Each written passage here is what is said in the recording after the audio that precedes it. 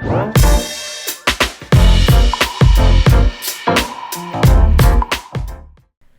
Javier, welcome to the His and Her Money Show. Hello, Javier. Hey guys, how's it going? Things are going well. We're super excited that you're here on the show because you have a great story of paying off a boatload of debt. And we know our audience can't wait to hear exactly how you were able to do it. But before we do that, can you just take a moment and say hello to everybody and let them know what you are all about? Hey everyone, I just want to thank all of you for tuning in today, and I just want to thank you guys for the opportunity to share my story, and just hoping that it inspires some people out there, and it gives hope to people out there that no matter what situation you're at this moment, you can definitely climb out of it. So just want to say hi to everyone, and I'm excited to do this, man. This is great. Okay, so let's talk about the debt that you paid off. How much debt was it, and what type of debt was it? So beginning before our marriage, me and Taylor have been married for 2 years and about 7 months.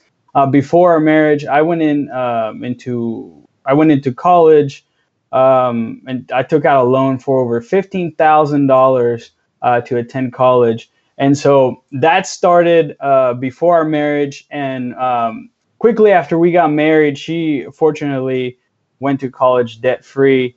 But after we got married, or actually a little bit before we got married, she decided to take out a car loan. So then that increased our debt to an additional over $19,000.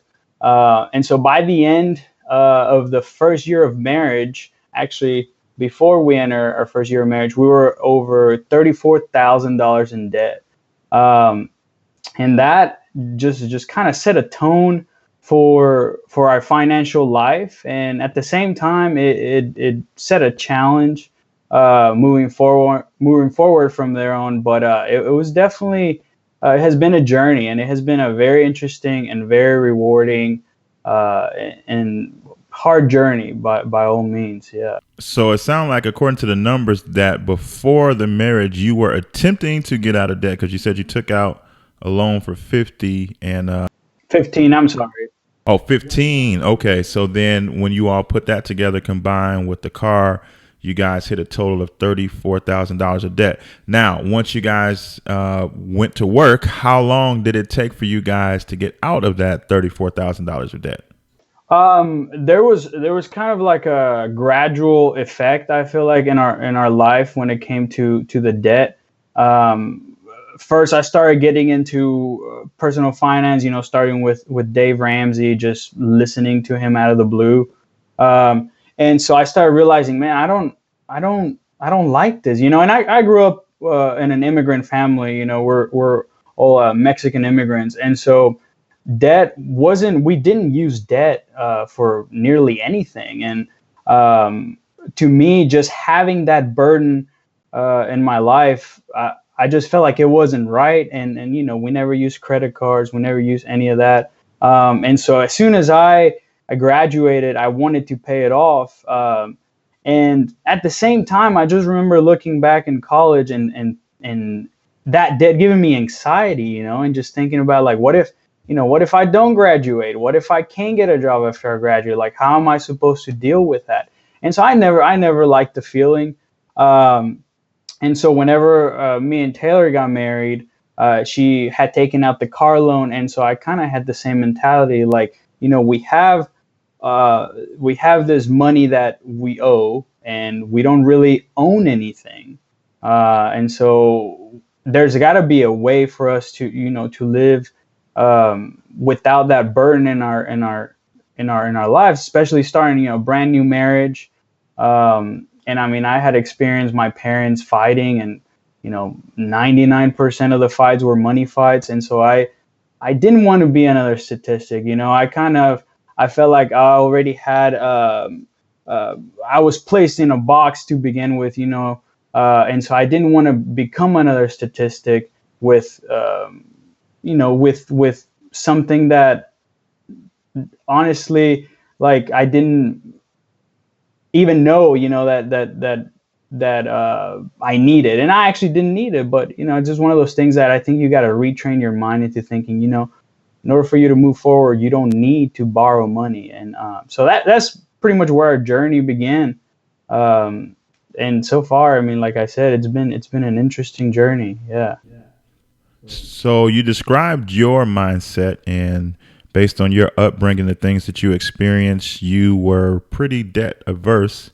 Also, although you had this debt, it didn't make you feel good. You felt extreme anxiety, uncomfortable, and you wanted to do something about it. But was that your new wife's testimony? Did she have the same mindset? Like when you were approaching her with this, the way that you were feeling about your debt and the fact that you knew you needed to do something about the debt, was it something that she saw the way you saw it? Did you guys have a difference of opinion? What was that in those initial talks like when you were expressing how you were feeling about the financial situation? Yeah, I think it was a little bit different because in my mindset it was avoid debt at all costs, and for her, and her story, it also involves some financial hardships, but it wasn't. I don't think she saw debt as a repellent, or like as a kind of a way that I saw it like it was a danger for me in my life, and she didn't see it that way, and it didn't cause too much friction or anything like that. But I think we both understood that there was that it just didn't feel right, and I'm so happy that she was able to jump on board because I remember coming in home and babe, this is what I've heard in the radio, like I think we should, don't use any credit cards. I think we should, use more cash and create a budget. And she's like, wait, hold on. Like, I know you're coming up with these ideas, but like, you haven't asked me, what I think about this whole situation. You haven't asked about my opinion. And so, I think it's like a typical men thing where you just dump it all on, like, look how much I know, let me know what you think. And she's like, wait, were you expecting to tell me this, beforehand? And so at one point, she kind of started understanding, which, just from advice that I heard, that, talk about your dreams as opposed, talking about, money. Talk about what you want to be doing 10 years from now. Talk about how you want to retire and where you want to retire, as opposed to, talking about a budget or talking about specific line items and things like that. And so I started doing that with her, and I said, where do you see yourself? Do you want to go and move and live somewhere else for a couple of years? I think if we're, financially responsible and we're financially prepared, we'll be able to do that. And so that started changing. And when we started going through our journey, it was amazing because at one point, we had over $9,000 in our savings account with a total debt of $11,000 with the car. And, I was thinking, well, maybe we shouldn't put all that money in the car. Maybe we should, take this slowly. And all of a sudden she was like, what are you talking about? Like, let's put it all in the car. Like that's if we're in this journey, we're all in. And so that's when it really clicked me. It really hit me that I was like, wow, like she's taking the reins, and I think that's something beautiful that I experienced because, you hear all the time, marriage is 50-50, but at some point, I was at 20 and she had to be my 80. And like, it's just one of those things that, she picked up the slack, and other times I had to do it. And it was just a beautiful experience just to be able to communicate that way. And I mean, our marriage, like I said, we've been married for a little bit over two and a half years.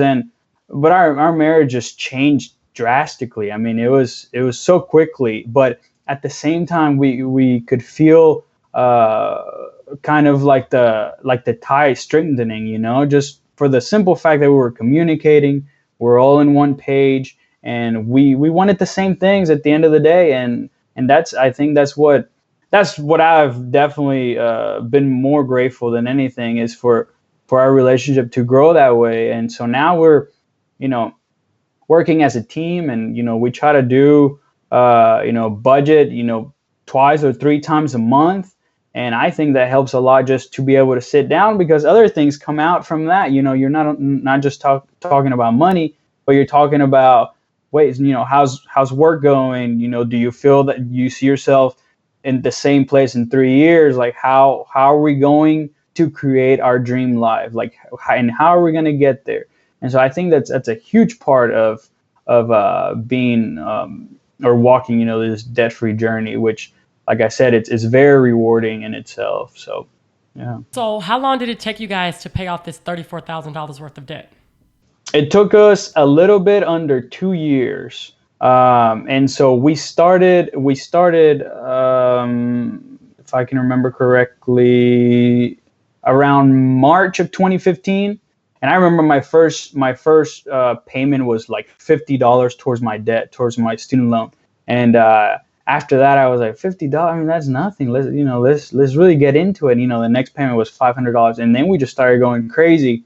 To that time, if you'll see on my blog, thedineropro.com, my story, I talk about how at one point, I had to go and get some dental work. I had never gotten dental work, and I had like 4 cavities or something, and so we had to pause the intensity, but it was always in the back of our minds. This is where we want to get. Let's try to do whatever we can to get there. Where can we cut costs? Like, can I go get a side job? Can I go get an additional job? What can I do? And so it took us a little bit under 2 years, and I think it would have taken us way less time. But things come up, and I think you got to roll with it. And it hurts a little bit, because you feel like you're taking a couple steps back. But at the end of the day, it's really all going to be to the better, to the benefit of your life. So I think you just roll with the punches, and keep the intensity going as much as you can. So awesome. So you guys paid off your last payment. It was this year, what month in 2017? Yeah, it was in April. It was in April, and we paid the last payment on our car note. And I remember, you call them and they give you the estimate, and I just remember the auto lady, or the operator, the loan manager, and she's like, well, we just have a new, brand new model coming through, if you guys want to roll it over. And we're like, no, we're trying to get this out of the way. Like, we're trying to get rid of this. So I remember just paying it off and just feeling a sense of relief. And, you feel like you have a whole weight off your shoulders. But at the same time, we're like, okay, we're ready. Let's start building some wealth. Let's start seeing our net worth go up, and see what we can do, see how we can make it, and start building our life. So I think it was definitely a sense of relief, but at the same time, it was a challenging season now, right? So now you start moving into the gathering season, and so I think that was definitely a good experience. So what were some of the strategies that you guys put in place in order to knock out this debt in such a short period of time? We just began with the budget, and before the budget, it was just dreaming, just planning, and then finally we sat down and we said, okay, these are the numbers. This is what we can do. This is how much we should spend on groceries. We would put everything on there. We'd put dog food. We'd put parking tickets, or whatever it was on there, and this is how much we should try to stick to it. And the first 3 budgets that you do, you're going to go over them, because it's just like training yourself to do anything. And so we started with that, but slowly it just kind of became natural. And we were scheduling 2-3 months in advance just to feel like we were actually moving forward. And so that was a huge thing. Just being able to use a budget, and being able to plan with each other, and just communicating with each other was huge. Yeah. Great strategy there. The budget is super important. And we're going to talk more about your journey and how you guys were able to pull off this incredible feat right after this commercial break.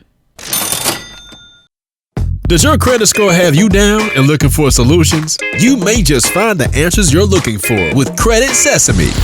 Credit Sesame is your solution for a free no-hassle credit score, credit analysis, and tips for managing your money. They are here to help you take control of and have the tools you need to bring about a bright financial future. Get empowered today. There's no credit card required. Receive identity theft protection up to $50,000 and discover a marketplace for credit and loan officers that will help you get to your next level. Visit hisandhermoney.com/credit sesame for more details. So, Javier, right before the break, you were sharing with us some of the things that you all did in order to knock out this debt so quickly. And I would love to know maybe some of the things that tried to pop up to knock you guys off track. A lot of times when people are on the journey to debt freedom, things don't always go according to plan and they have to fight through some roadblocks. So can you share any obstacles that you and your wife had to endure during this process and let us know how you were able to overcome? Yeah, so I mentioned the dental work. That was one of them that was definitely stressful. And then the other one, it was getting a car.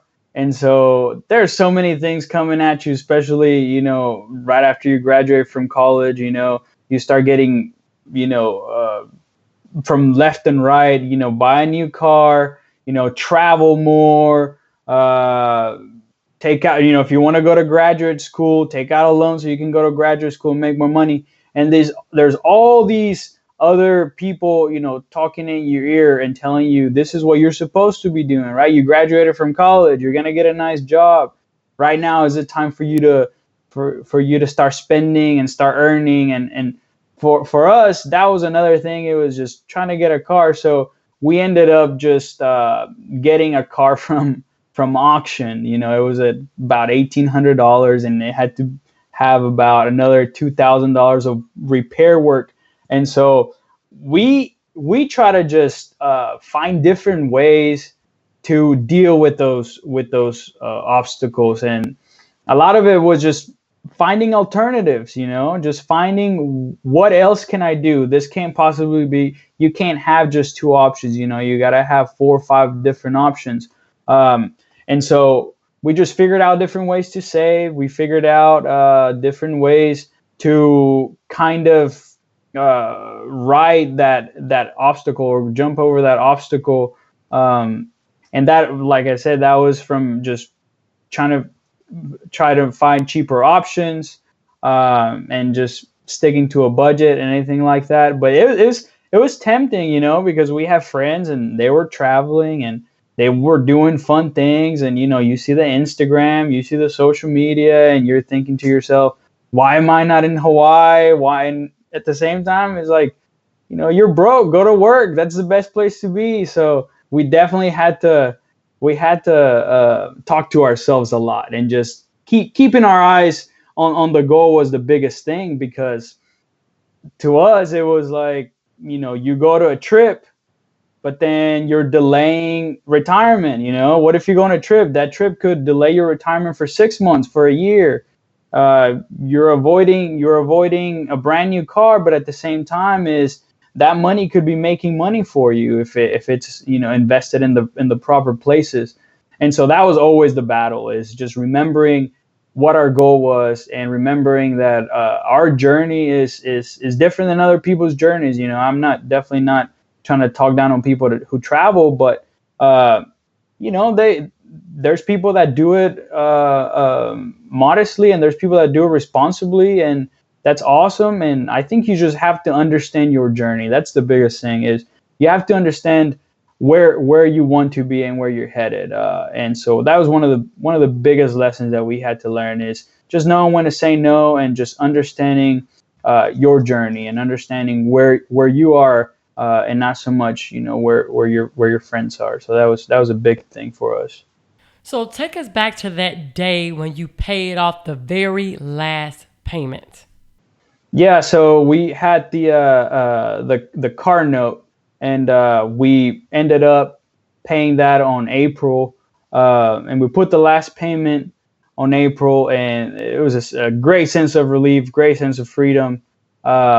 and it was just this past April. So it was a wonderful feeling, and I just remember thinking, we're going up from now. Our net worth is going up, and this is where we take it from here, and we're ready. And I think so far we've done well with the challenge. So Awesome. Now, you're talking about how you and your wife feel now. You guys are going up from here. Looking back on this 2-year journey that you went on to debt freedom, what type of impact did it have on your marriage overall? Oh, we just grew tremendously, and on these past 2.5 years, it has helped our marriage tremendously. Just knowing how to communicate, just making it a point to meet and discuss our dreams, discuss where we want to be from now, and where we want to be when we retire, and then when we want to retire. That's going to be up to us, and how well we control our money. And so it's definitely helped us a lot in many, many ways, because at the end of the day, money is just a tool, and you can either use it for good, or hurt yourself with it. So I think it has helped us in many facets of life, family, marriage, our relationships with our friends, our relationships with our coworkers, and so I think it's been a blessing. Absolutely. And how about your family extended? Because you talked about how when you were growing up, a lot of the arguments that your parents were having were around money, that you all weren't the type of people that went into debt. So in looking at your journey, what has been some of the reaction from your family as you all accomplished this great feat? Family has been great. They have been very, very supportive, and I think that's one of the biggest reasons why I think we've succeeded, and I think that's one of the biggest reasons why we've been able to stay in this path, is because every step of the way our family was nothing but supportive, and they understood the sacrifices, and they understood where our generation's heading, or at least most of our generation's heading, and how they can help us prevent some of those downfalls. And so I think our family was very, very instrumental. And not only that, but I have my family that lives in Mexico, and I have a younger sibling and a younger brother that are still in school. And so my whole mindset was, I want to help them succeed as well. And so if I can be that for them, like that, I think that's why the Lord has placed me in this earth, is to be a good stewards of our money. And I think that's a big part of it. And so in the back of my mind, I always thought about that, and my parents sacrificed so much, coming into this country. And so the very first thing I always wanted to do is pay them back. And I think the best way to do that is to be financially secure, and for them to see that all their hard work, all their sacrifices were not in vain. And I think that's another reason, why I do what I do, and why I wake up every day to work, and because I think of them, and I think of our family, and I think of our future, and how we are so much in control of our future. And I think we tend to forget that. We try to leave it up to policymakers, or we try to leave it up to whoever. And at the end of the day, I mean, it's you, and you're the only person that can really shape it. So I think that's a big wake up call for me, definitely. Yeah. So let's talk about the future. You and your wife like to dream together and discuss things like that. So now that you guys have gotten your way out of debt, what's next? What are some of the dreams and goals that you all are shooting for now? Oh man, there's so many. It's almost hard to narrow them down. But just a couple minutes ago, we were talking about, hey, we want to move somewhere else. Do we want to go live in the big city? Do we want to go experience other cities? Do we want to go and travel? Do we need to set a certain amount of money to travel? And it just opens up the conversation, and it opens up opportunities. Because I think one of the biggest I guess cons, and there's many, but one of the biggest negatives of having debt is that it makes you a selfish person, and it makes you someone who can't give even if you want to, and ever since we completed our journey, it just allowed us to be more generous. It allows us to tithe more, and just to be able to dream and say, hey, you know what, we can do that. That's not a big issue. That's not a big deal. We can definitely do that. And so trying to find the right job and trying to find the right place to live and new experiences, I think that's a very exciting time in our lives, that we're definitely looking forward. And we know that at the same time, because there is that security, because there is that financial security, we're not trying to leave our jobs. It's not like we're trying to run away from our jobs, or it's not like we're hating our jobs. It gives us more self-esteem, and we're thinking we can ride this out. We can wait however long we want to, but at the same time, we can drop anything and go wherever we want to, because there's nothing really holding us back. And so a lot of that is that freedom that people talk about. And I think, you don't have to be, definitely you want to be a millionaire, but you don't have to be a millionaire to feel that sense of freedom, because you know that you're investing in your future. So I think the biggest part is that sense of security and sense of freedom, that we can do whatever we want, and it's possible, and the bank account can back it up, kind of thing. So it's a great feeling, absolutely. Now, what are some book recommendations that you can recommend to our audience? It doesn't have to just be around the topic of money, but what are some books that have helped you along your journey that you would like to share? Yeah, well, as recently as I can remember, all I've been reading is money books. But so definitely the best one is A Total Money Makeover by Dave Ramsey. I think that's one of the cornerstones of most personal finance geeks, I guess, or people that are interested. There's another great book called The Simple Path to Wealth by J.L. Collins. And it's one that I got into it a couple months ago, and it's just well written. I mean, it's very simple, just talks about how you should start investing if you are going to start, what are the safest options. And it gives you so much background on, what are the differences between, say having stocks and having a mutual fund and having an ETF and things like that. It's a little bit, a little bit more into the investment part, but it's definitely a good book. And then the third one that I can think of is Thou Shalt Prosper by Rabbi Daniel Lapin, which is one that I'm currently reading. And so far it's been great. I mean, it's like we keep talking about how money is so spiritual. Money is spiritual and is physical. And it's like all these different levels that there are, and just how it affects your life in many ways. So that one's a good one, because it stops talking about the surface level issues with money and goes in depth with your spirituality and how you should see yourself, and you're constantly in business. So that's another great one. So I would say those are my top three at the moment. So yeah.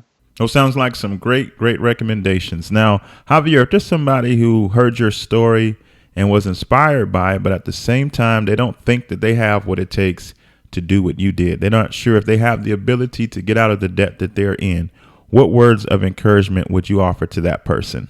Yeah, I mean, there's really nothing. You don't have anything to lose, I mean, you have everything to gain and nothing to lose.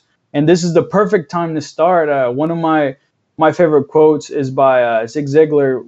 He says, "It doesn't matter how big of a step you take as long as you take one."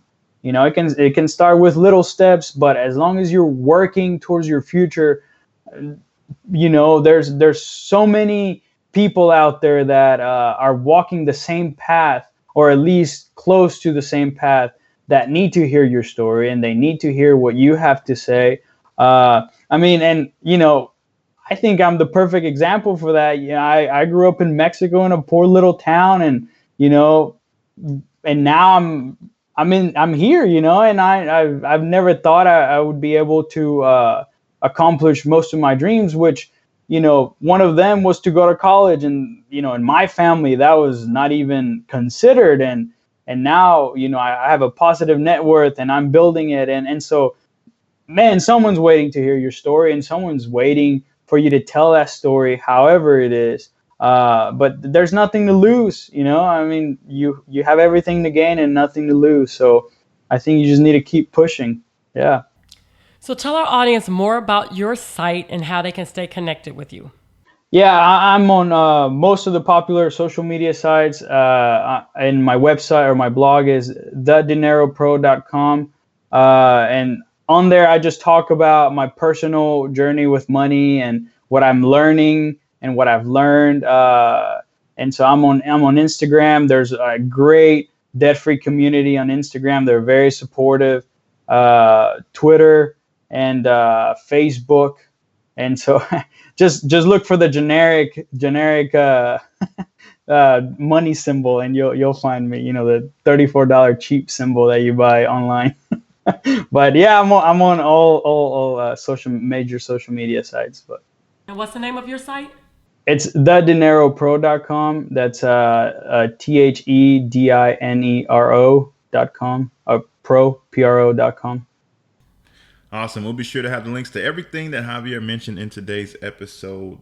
All you have to do if you're listening to the podcast is go to hisandhermoney.com/podcast to get the links. And if you're watching the video, just look right below and you will find the links there.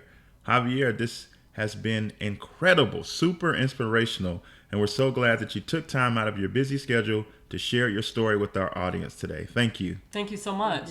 Thank you, guys. Thank you, everyone.